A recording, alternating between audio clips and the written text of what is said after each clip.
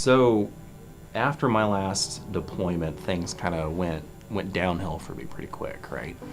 And I didn't really, I guess I didn't really acknowledge or want to accept, a lot of the difficulties that I was having, despite, insistence by, my wife and friends. I still didn't want to, say, I need help or treatment or anything like that, right?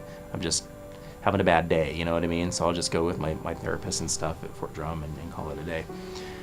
Well, what happened is I got tagged to go overseas on a regular assignment, not a deployment, but an assignment to Egypt. And I was having a little bit of difficulty with going there, and also with a lot of family stuff at home. I knew it wasn't the right thing for me to do, but Big Army said it's what I got to do, so that's what I do.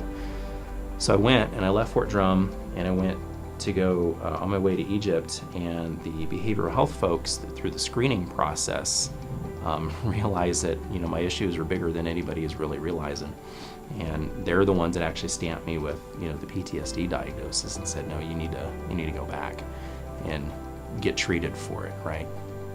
And it was my wife that had mentioned that she knew about the PTSD program here at River, and how nobody else really in the area, or anywhere else for that matter, did something like that for active duty service members. So I learned a lot about myself.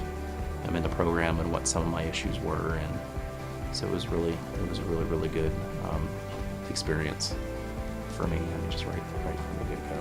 I was pretty opposed to any kind of group therapy before then. It's like, I don't need to talk to other people about PTSD or hear their stories or have them hear my story, and I quickly realized the value of doing that, and I'm all for it these days.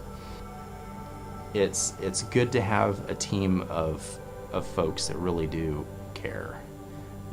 I've been through a lot of different kind of therapies, and I used to joke that I'd get handed off from one therapist to another, and I call it the wheel of therapists, and you tell your story over and over and over and over again, and it got repetitive, and it got tiring, and it's like they cared but they didn't care.